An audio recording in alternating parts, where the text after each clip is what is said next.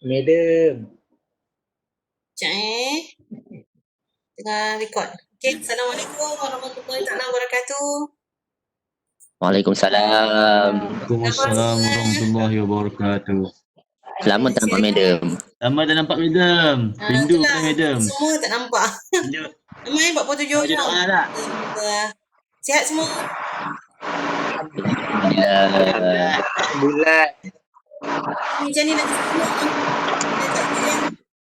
Lihat on juga kan? Nanti saya akan Bunyi apa tu? Bunyi apa? sunyi sepi lah. Tu. Unless kalau saya tanya, Ada bunyi tolong background respon tu. Okay, kita mulakan dulu dengan bacaan doa. Ustaz Nusri.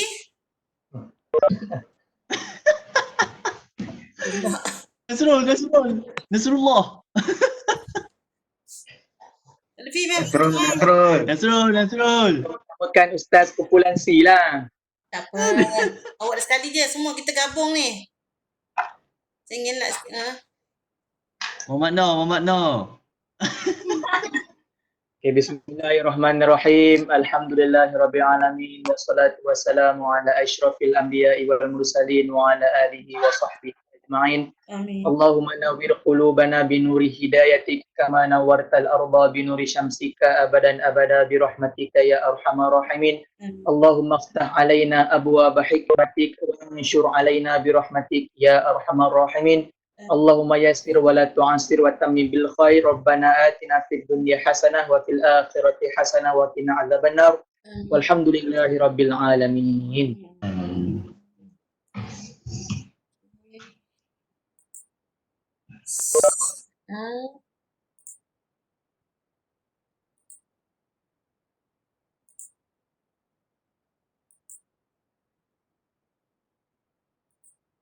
Okay.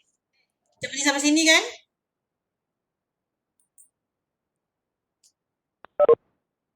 Sekali saya tanya tu, kena tekan mikrofon respon. Takut cakap seseorang lagi kan, semua orang dah left punya. Okey madam. Okay. Boleh kita belajar ni sambung balik? Boleh. Nampak clear tak screen? Ya. Clear. Okay. Kalau ada nak tanya, boleh tekan mic je. Okay? Madam sebelum kita start belajar madam ada tak apa-apa update berkaitan dengan assignment ke? Assignment. Assignment. Nanti kita bincang lalas nanti. Ada orang nak belah tak ke? Alah saja tanya madam. Okay? Habis je ni insyaAllah sebab yang ni kita dah belajar dah. Kita tinggal lagi 3 saja. Okay, lepas tu kita buka sesi perbincangan kejap lah. Okay, kita record dulu yang ni sebab kita consider kawan-kawan kita yang data terhad. Jadi memang dia akan dengan kuliah daripada peringkat awal lah. Okay? Okay, sorry nah. Saya buat ulang kaji sikit. Okay, kita dah belajar sebelum ni tentang hipotesis. Tentang pertumbuhan saiz sektor awam. Yang mana kita dah sentuh dah tentang hipotesis Wagner. Wagner bercerita tentang pertumbuhan ekonomi lah. Maknanya jika ekonomi itu berkembang dengan baik, bermakna perbelanjaan kerajaan juga akan meningkat disebabkan oleh tekanan masyarakat. Ekonomi semakin baik, masyarakat yang menuntut untuk 3 perkara ni. Dari segi perkhidmatan sosialnya, dari segi kesihatan, pendidikan, semua nak kena lebih baik, lebih advance dari segi peraturan, keselamatan dan sebagainya. Dan begitu juga dengan sistem ekonomi yang berjalan dalam pasaran ni lah, dia nak lebih baik.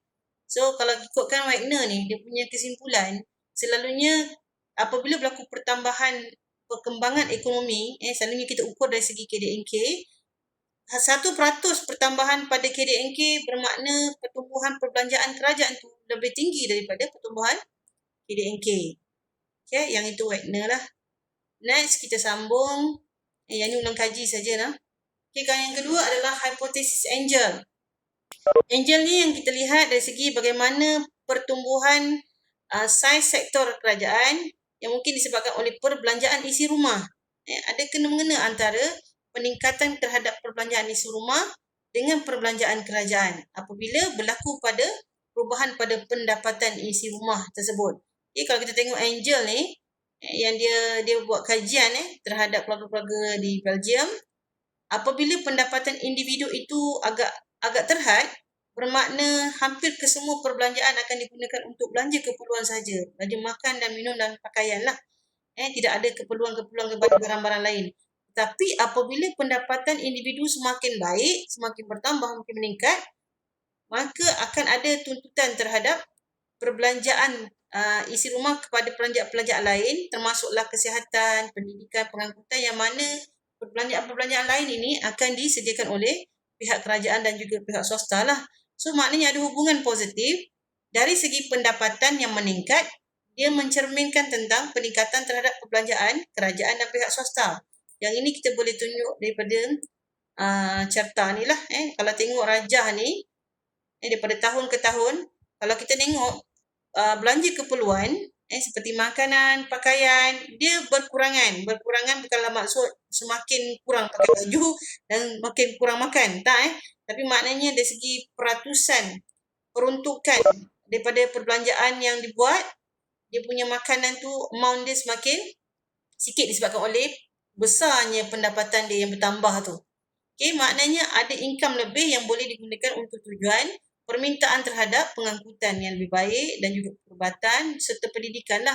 Kalau kita tengok belanja-belanja ni semua perlu disediakan oleh pihak kerajaan, yang mana dia akan menyebabkan perbelanjaan kerajaan tu akan terus meningkat dan terus meningkat. So sebenarnya ada kena-mengena di antara, kalau kita lihat kepada perbelanjaan kerajaan ni dengan income per kapita. Kalau kita tengok macam mana kita nak mengukur income per kapita ni sebenarnya, semua orang tahu kan income per kapita? Yang ini mengukur kepada pendapatan isi rumah. Ini kalau pendapatan isi rumah tinggi, dia memberi cermin bahawa saiz sektor awam itu sebenarnya besar. So kalau kita tengok video ni, kita tengok sikit lah tentang income per kapita.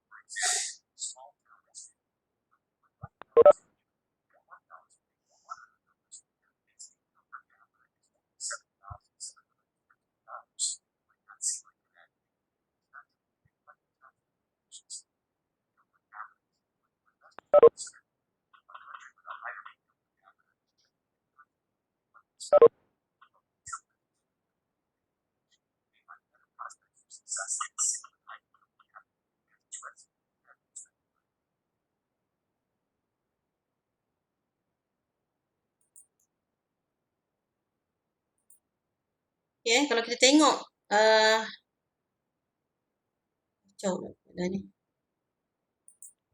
income per kapita, kalau dekat dalam dunia ni, sebenarnya kebanyakan ahli ekonomi dia nak mengukur tentang bagaimana pendapatan isi rumah sebenarnya dia memberi cermin terhadap pertumbuhan ekonomi dan juga bagaimana saiz perbelanjaan kerajaan. Kalau kita tengok dari segi value income per kapita penduduk-penduduk dekat negara-negara tertentu, yang ni kamu boleh nampak income per kapita bagi isi rumah di Switzerland, you bayanglah sampai 64 USD lah. Kalau kita kat Malaysia tak tahu lah ranking ke berapa. Yang ini maknanya dia mengikut kepada kedudukan ekonomi yang lebih baik, lebih kaya. Kita akan nampaklah gaji-gaji yang diterima oleh isi rumah secara puratanya lebih kurang macam ni lah. Kalau kita tengok Malaysia, sebab tu kita kata kalau kerja dekat Singapura dia mewah. Tengok dia dalam ranking negara-negara maju kan. Kalau kita tengok dekat siapa yang nak kerja kat Qatar, tu semua income dia tinggi sikit lah. Kalau Malaysia, mana Malaysia? Tak jumpa lagi noh. Gaji kat Brunei pun mewah juga gaji.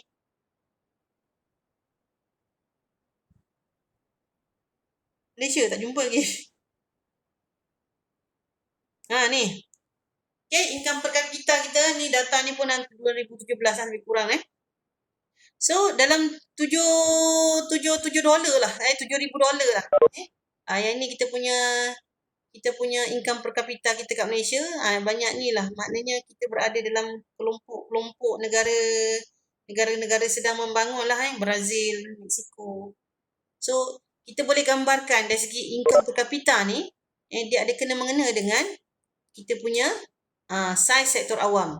Okay, yang itu banyak diukur oleh orang-orang ekonomi untuk melihat kedudukan saiz sektor awam dan juga berdasarkan kepada income per kapita isi rumah. Okey, sebenarnya daripada hipotesis Angel ni juga kita dikembangkan oleh Borcherding yang melihat bagaimana barang awam itu dari segi nilai value dia kepada isi rumah ataupun pengguna, dia mengukur dari segi nilai keanjalan. Maknanya apabila nilai keanjalan baik permintaan pendapatan ataupun permintaan harga, kedua-duanya rendah, ia menunjukkan bahawa kalau kita tengok ni, barang awam ataupun perkhidmatan ataupun barang yang dikeluarkan oleh pihak kerajaan itu adalah bersifat barang mesti, betul? Sebab nilainya positif, dia bukan negatif. Kalau negatif, kalau isi rumah memberikan nilai itu negatif, maknanya kita punya barang yang disediakan oleh kerajaan itu adalah barang bawahan. Tapi tak, yang ini dinilaikan sendiri oleh isi rumah berdasarkan kepada Borcherding punya kajian. Finding dia mendapati keanjalan permintaan pendapatan pada kedudukan 0.75, dia bukan barang mewah tapi dia berada pada nilai negatif, nilai keanjalan kurang daripada 1, iaitu kita kategorikan dia sebagai barang mesti. Kalau kita punya value terhadap barang awam, kita kata barang mesti, maknanya peranan kerajaan tu memang sangat signifikan lah kepada isi rumah. Okey, dari segi keanjalan permintaan harga, yang ini pun dikatakan rendah. Nilai rendah tu maknanya 0.56. Kalau kita tengok dari segi keanjalan permintaan, ikutkan value dia ni semua negatif. Tapi negatif, dia tidak mempengaruhi apa-apa ni lah, sebab dia keanjalan permintaan ni, hukum permintaan tu memang nilai dia negatif. Satu barang naik, satu harga naik, barang akan turun kan. Yang kita cuma nak tengok kat sini, dari segi value 0.56, kalau 0.56, duduknya dekat mana? Tidak anjal. Maknanya daripada banyak-banyak jenis-jenis keanjalan ini, apabila dikaji, rupa-rupanya barang awam ini berada pada kategori barang yang tidak anjal. Apa maknanya? Okey. Kalau kita tengok dari segi perubahan harga, apabila kita katakanlah kalau kata kerajaan ni dia mengenakan harga terhadap perkhidmatan ataupun barang yang dikeluarkan, sekiranya kerajaan meningkatkan harga ataupun daripada dulu tak ada harga tapi tiba-tiba meletakkan harga ataupun meningkatkan harga, tengok macam mana tindakan isi rumah. Dia hanya mengubah sedikit saja. Maknanya peningkatan harga yang lebih banyak, dia tidak menjejaskan terlalu banyak dari segi permintaan isi rumah terhadap barang awam. So yang ini yang kita valuekan ni. Maknanya kerajaan tu dari segi penyediaan dan pengeluaran barang awam tu, dia memang kena ada lah. Sebab kita tidak menilai dia sebagai anjal satu ataupun anjal sempurna. Kalau anjal ni maknanya kita rasa biasa-biasa je lah barang awam ni. Kita tak rasa dia penting sangat pun. Dan kita juga tidak meletakkan kita punya nilai sebagai tidak anjal sempurna. Maknanya mesti ada. Yang ni kalau dengan Adam Smith ni memang dia kena ni lah. Sebab kita kata pasaran kita patutnya digerakkan oleh ekonomi semata-mata. Tak perlu ada penyediaan oleh sektor awam. Okey. Seterusnya, hipotesis Bauman. Yang ini kita belum belajar lagi. Hari tu kita berhenti sampai pada 2 hipotesis tu. Kemudian Bauman ini bercerita juga tentang perbelanjaan kerajaan yang akan mempengaruhi pertumbuhan saiz sektor awam. Tetapi dari segi faktor apa perbelanjaan itu ditingkatkan? Okey, kalau Bauman ni dia lebih kepada kajiannya tentang pertumbuhan yang tidak seimbang antara sektor swasta dengan sektor awam lah. Dia mengkaji tentang perbezaan dari segi productivity terdapat dua produktiviti dalam ekonomi yang mana menurut Bauman produktiviti tinggi apabila dia punya production tu lebih progresif dan adanya teknologi. Yang ini kebanyakannya kita kata banyak di peringkat swasta lah. Tetapi kalau produktiviti rendah, dia tidak progresif dan kurangnya teknologi. So, apabila ada dua keadaan produktiviti ni, kedua-duanya akan mempengaruhi upah. Kita tahu dalam pasaran kita ada pasaran swasta dan ada pasaran sektor awam. Dan selalunya kita kata pasaran sektor swasta ni lebih produktif lah, lebih tinggi. Sebab ada produktiviti, ada progresif dan juga dengan bantuan teknologi. Sebab kita nampak barang yang dikeluarkan tu semakin meningkat dari segi pengeluaran, tetapi dari segi kosnya rendah, dia lebih produktif lah. Sedangkan kalau kita bandingkan upah bila bekerja di peringkat swasta, kalau besok kamu kerja ni dengan grade kamu dapat ijazah ni, maknanya kamu bandingkan dari segi upah saja, kita tahu dah kalau kita kerja dekat swasta, maknanya upah kita lebih mahal. Kan? Sebab dari segi produktiviti lah, kerja dia pun teruk lagi lah. Okay? Tapi kalau dari segi sektor awam ni, kalau kita bandingkan dengan level kamu besok keluar, gajinya mungkin jauh lebih rendah lah. Sebab apa? Mungkin kita kata produktivitinya kurang progresif disebabkan kita tidak menggunakan teknologi sangat untuk membantu kita dari segi nak deliver kita punya servis. Sebenarnya apa yang menyebabkan ada tanggapan yang sektor awam ni selalunya kurang produktiviti, sebab apa? Kita ni banyak kepada human touch, human base. Apa-apa servis, kita tidak berhubung dengan robot dan mesin. Tapi kita jumpa kaunter je, kita jumpa orang.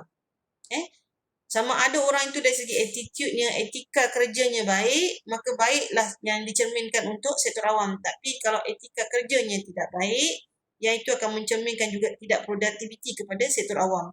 So maknanya sangat-sangat dipengaruhi oleh manusia itu sendiri. Sebab tu kita punya bahagian upah untuk sektor awam pun dia tak terlalu tinggi berbanding sektor swasta. So tapi bagi sektor awam ni, dia tak boleh juga nak letakkan gaji terlalu rendah. Jauh beza dia dengan gap dengan pihak swasta. Kerana apa? Dia tidak akan menarik minat isi rumah ataupun buruh untuk bekerja di peringkat kerajaan lah. Semua nak kerja swasta sebab gaji besar. Yang ini adalah salah satu contoh kenapa dikatakan sebagai tidak produktif di peringkat sektor awam itu sendiri. Kalau kita ada mesin pun, kita ada pistol yang ada senjata canggih macam mana pun, kita masih lagi memerlukan human untuk kontrol semua benda-benda tu. Maknanya ada faktor manusia lah dari segi nak membuat analisis dan sebagainya. So maknanya kita masih lagi menggunakan buruh. Dan itu yang menyebabkan kita banyak bergantung kepada etika kerja, kaki tangan. Kalau lebih baik kaki tangan tu lebih bagus dari segi produktiviti. So yang ini yang dibincangkan oleh Baumer tentang upah buruh ini akan memberi tekanan kepada sektor kerajaan. Apabila kita nak letakkan kepada satu-satu jawatan, satu position, maknanya dia kena tengok pihak swasta kalau untuk level degree ni berapa ribu gaji yang ditawarkan. So kalau di peringkat kerajaan ini kita memang tak boleh jauh sangat lah. Dengan upah, dengan produktiviti yang tak berapa nak cekap dan tinggi, tetapi upah buruh yang agak ditekan oleh pihak swasta ni, maknanya dia akan memberi tekanan kepada perbelanjaan kerajaan iaitu dalam konteks emolumen. Kan? Belanja-belanja upah ni lebih kepada emolumen lah. So kita tengok sendiri daripada jadual-jadual sebelum ni, statistik sebelum ni, kita tengok daripada contribution perbelanjaan kerajaan pun hampir kepada 20% majoriti perbelanjaan itu adalah datang daripada emolumen. Okay? Ni apa? Ini pajak. Ni 29%. Maknanya upah saja daripada keseluruhan perbelanjaan kerajaan, majoritinya datang daripada perbelanjaan untuk bayar upah pekerja, emolumen ni. Okay? So yang itu dia akan menekan kepada pihak kerajaan. Maknanya lagi banyak upah yang diberi, lagi besarlah saiz sektor awam. Itu dari perspektif Baumer lah. Okay? Seterusnya Peacock Wiseman. Okey, kalau tak faham boleh tekan mic tanya Okey, Peacock Wiseman pula ni lebih kepada ahli ekonomi yang melihat kepada pertumbuhan yang tidak licin, tak berterusan, ada kesan daripada anjak ganti. Maknanya ekonomi ni dia punya statistik dia flow dia tak cantik, dia tak smooth. KDNK kita pun naik, kejap negatif, kejap positif. Dia ada business cycle. Ada kala dia berada di tempat yang paling tinggi, puncak, peak, ataupun dia boleh berada pada keadaan paling kemelisitan ataupun paling dasar sekali. Kalau kita belajar dalam ekonomi dulu, kita ada belajar tentang business cycle kan. So maknanya pertumbuhan ekonomi itu tak pernah berlaku secara licin dan berterusan, tetapi berperingkat-peringkat. Kenapa? Sebab apa yang berlaku dalam ekonomi, boleh jadi ada krisis, boleh jadi ada peperangan, boleh jadi ada bencana alam. So kalau kita tengok dari segi faktor ekonomi, macam dekat Malaysia ini nampak ni, carta dia pun naik turun. Yang ini dalam tempoh Tun Mahathir lah, tahun 80-an, yang ni zaman menteri-menteri yang sebelum ni. So kita boleh tengok naik turun perbelanjaan. Kalau ikutkan zaman Tun Mahathir, perbelanjaan paling tinggi pada tempoh 83, 82, 84 ni, tempoh awal-awal pemerintahan dia, di bawah pentadbiran dia, banyak dasar-dasar yang dibuat. Kemudian apabila perbelanjaan terlalu besar, kerajaan cuba menarik diri, daripada ekonomi. Dia menyebabkan banyaklah dasar-dasar yang dikenalkan sebelum ni terganggu, dan kerajaan pula perkenalkan dasar penswastaan untuk mengurangkan perbelanjaan. Apa yang terjadi terhadap perbelanjaan ataupun keputusan kerajaan dalam fiskal ini, dia menyebabkan berlaku kejatuhan kepada bukan saja perbelanjaan kerajaan, sebenarnya KDNK kita pun jatuh kepada barang negatif pada tempoh ini. Kalau kejap saya cari. Kalau kita tengok lagi jadual yang ini, kalau kita nampak ni kita kata peningkatan berlaku tapi berlaku secara tidak rata, tidak linear, tetapi berlaku naik turun. Kalau kita paling obvious sekali pada tahun 1997, pelisitan yang berlaku pada tahun 1997, yang ini kita berkata salah satu faktor lah yang dibincang oleh Peacock dan Wiseman dekat Malaysia, disebabkan oleh krisis keyakinan mata wang. Apa yang berlaku apabila banyak pelabur-pelabur asing tidak yakin dengan kedudukan mata wang Malaysia, mereka beramai-ramai menarik diri daripada pasaran dan tutup semua kilang-kilang dekat Malaysia. Ramai yang tutup kilang, bermakna apa jadi kepada keadaan pengangguran dekat Malaysia?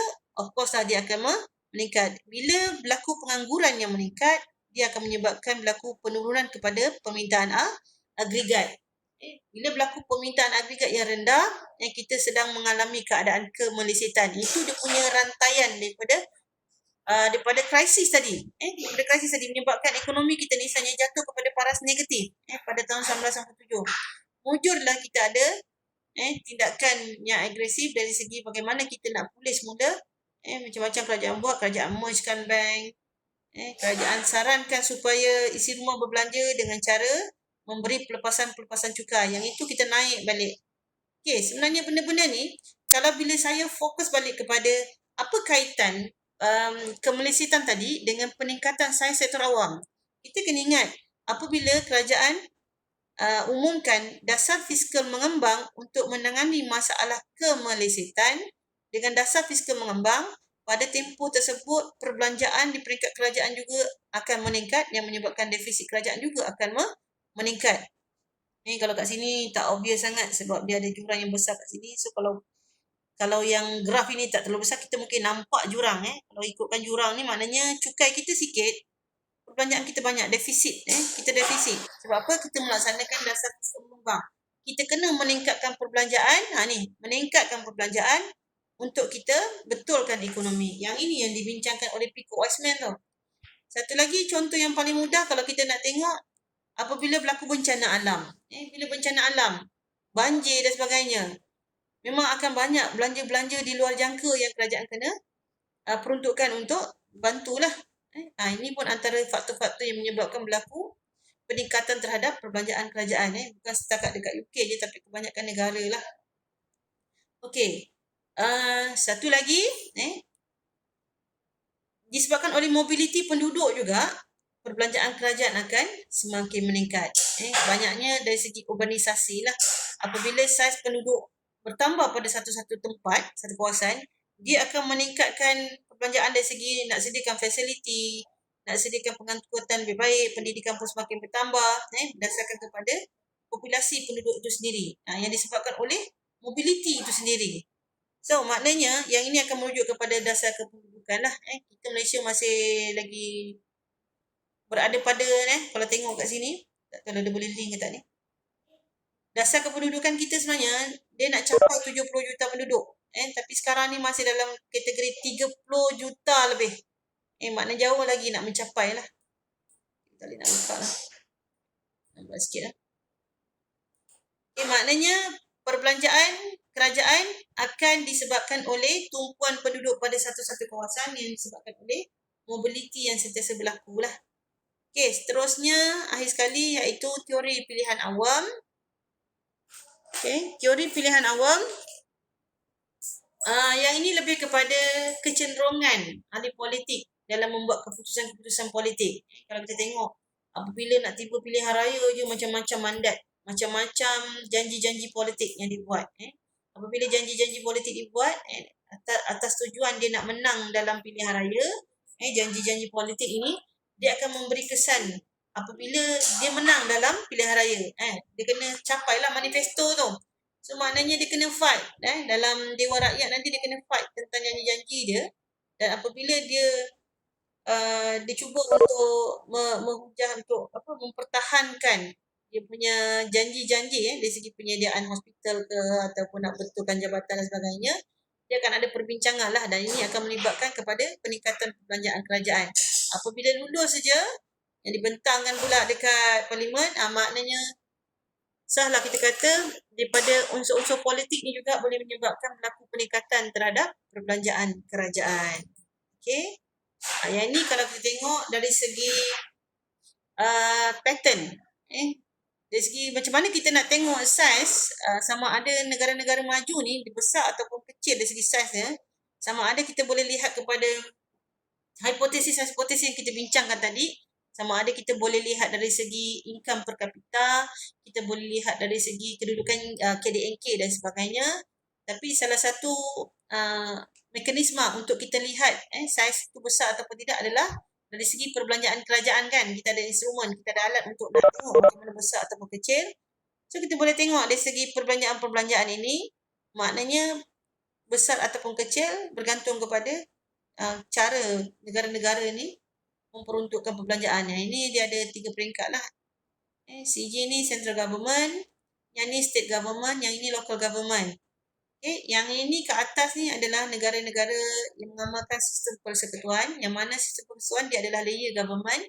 Dan layer government ini semuanya ada peruntukan dalam perlembagaan, yang ada peruntukan perbelanjaan untuk di peringkat state government, iaitu di bahagian meso layer government. Di peringkat yang tengah ni yang membezakan dia dengan negara unitary. Unitary ni ikutkan dia cuma ada kuasa terhadap central government sajalah. Yang mana local government, sometimes local government ni sebagai pentadbir saja.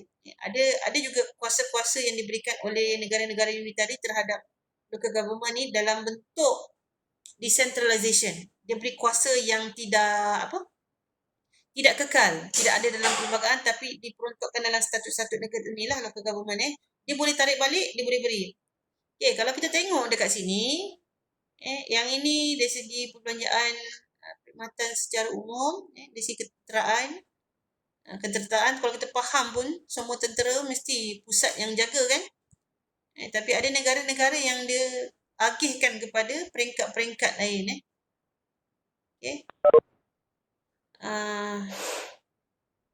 Kita nak tengok macam mana dari segi perbelanjaan education.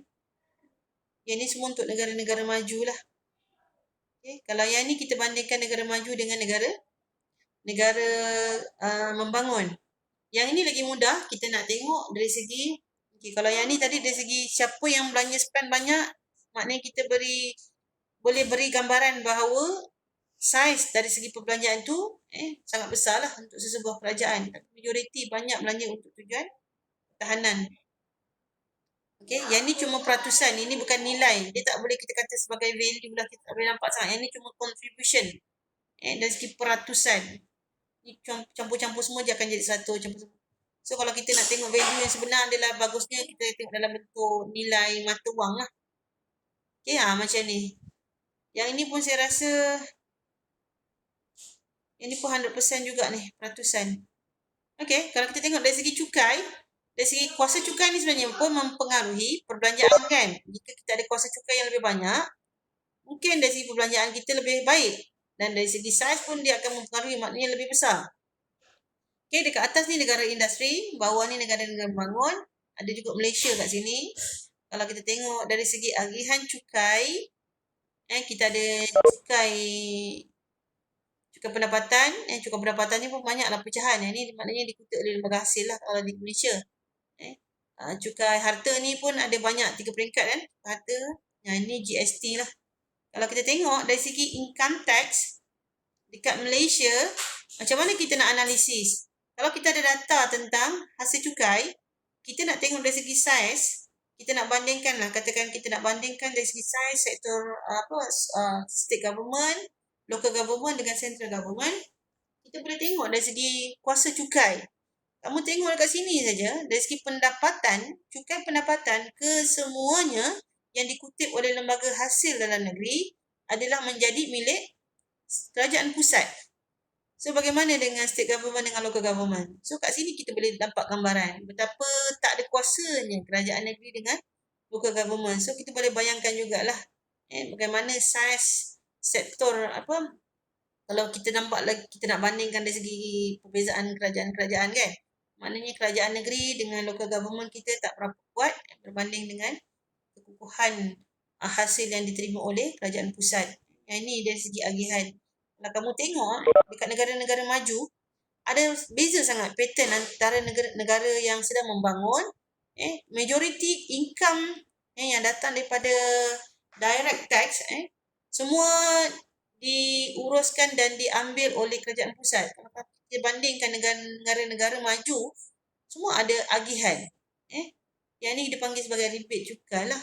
Kalau macam Germany, daripada cukai pendapatan yang dikutip, 100% tu dia akan agihkan kepada state government, dia akan agihkan kepada local government. So, bila kita tengok income ni, boleh ada kepada 3 peringkat kerajaan, kita boleh gambarkan ada kekukuhan dari segi, ada kekuatan dari segi hasil di peringkat 3 kerajaan ni lah. Maknanya kita gambarkan bahawa local government ni pun ada duit untuk belanja. Yang ni daripada hasil lah. Okay. So, yang ni dari segi grant. Okay.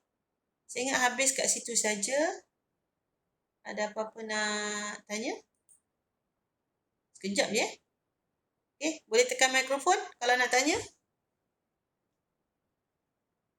Tak lama pun slot kita lah. Nak sambung. Tak dengar. Ayat nak cakap ke? Tak ada apa, madam. Ada apa nak tanya tak? Okey, alamak mentimeter saya lupa nak ni. Sekejap dah. Boleh tak saya...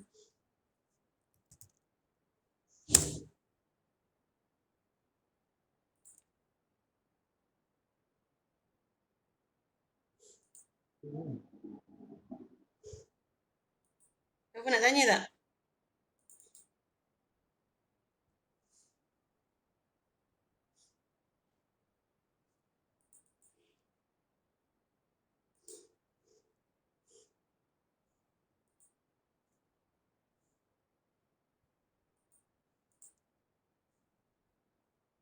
Okey.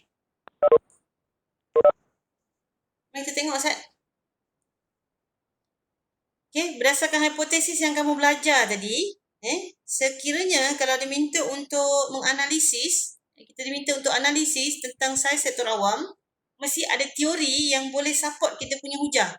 Saya memberi cadangan ini, idea ini tentang, boleh jadi salah satu idea untuk buat tugasan, boleh untuk buat tesis lah. Kita nak mengukur tentang saiz sektor awam, di Malaysia daripada tahun bila sampai tahun bila kita boleh tengok trend atau pattern tu. Yang ini boleh jadi thesis sebenarnya. And hipotesis pun dah ada. So kita boleh daripada banyak hipotesis yang kita belajar tu, kita boleh tengok kesesuaian yang mana boleh kita ukur dalam perspektif Malaysia. Kalau kita tengok yang pertama, Wagner lebih kepada pertumbuhan ekonomi yang ada KDNK. So kita ada data KDNK, kita ada data KDNK. Maknanya paling mudah kalau kita nak tengok adalah tengok Wagner. Okay, kalau Baumol apa tadi? Baumol tentang buruh, tentang upah tadi. Maknanya kena ada data monumen, kena ada data perbelanjaan kerajaan lah. Okay, apa lagi?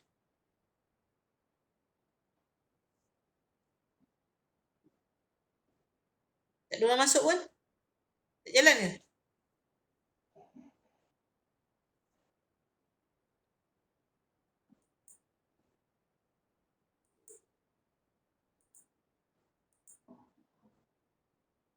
Yang berkaitan dengan pertumbuhan tak seimbang sektor awam dan swasta tu. Baumol. Baumol Baumol.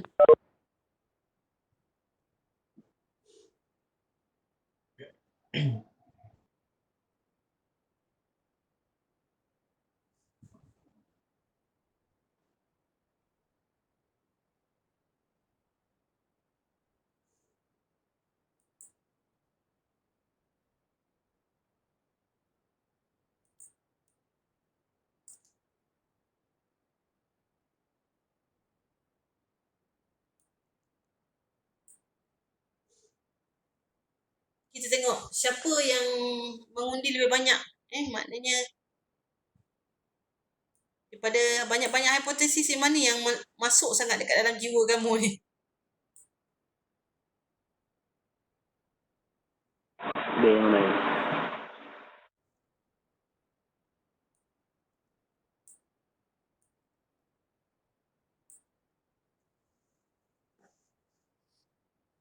Dia buat tugasan ni kan? Siapa yang dapat tugasan ni? Hipotesis dalam perspektif Malaysia kan? Yang ni kawan-kawan bantulah ni.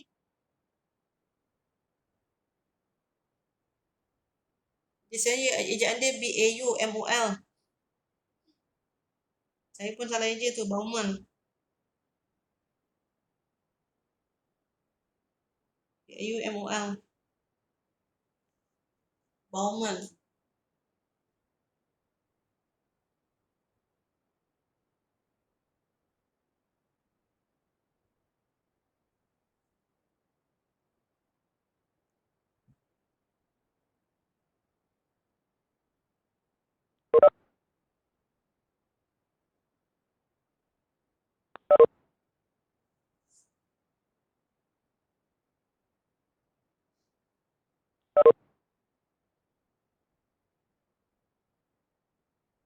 Angel, teori pilihan awam. Semua percaya Baumol banyak digaji Kalau kamu buka buku ataupun artikel ataupun thesis, kebanyakan kajian memilih Wagner dan Pico Osman. Maknanya dia bergantung kepada perspektif kita. Kita ada IV, kita ada DV kan. Kalau kajian kita nak lebih kepada buruh, kita akan pilih dari segi hipotesis Baumol lah. Okay.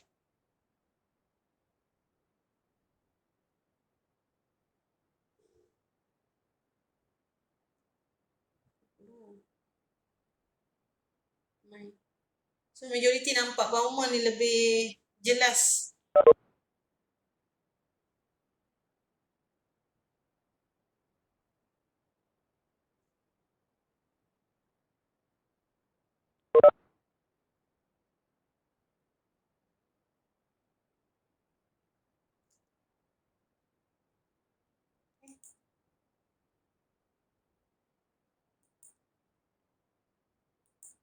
Okay, ada apa nak tanya tak? Semua orang tutup video ke? Buka lah. Oh, nak jimat data. Okay. Okay, boleh tanya soalan? tentang saya sektor awam, kita dah habis topik ni. Kelas kita dah tertinggal sikit. Kita banyak sangat join aktiviti seminar, industrial talk dan sebagainya yang kita tak dapat nak habiskan punya ikut tempoh lah. Tapi insyaAllah boleh habis. Bulan Julai ni dah nak exam lah kan? Madam, fiskal ada ke exam? Ha? Fiskal ada ke exam? Fiskal, insyaAllah saya, Dr. Shu dengan Dr. Zubir, kami nak buat take home exam. Tapi yang ni belum dibincangkan lagi lah. Sebab terlalu ramai yang memilih untuk tukar assessment kepada assignment. Syed, saya nak tanya dulu. Ada tak yang nak tanya pasal saya sektor awam? Sebab saya nak berhentikan rekod ni. Ada tak nak tanya? Tak ada, madam. Kalau tak ada, saya tutup off record. So, kita boleh bincang lagi lah. Okay, saya off record Okay. Boleh, madam.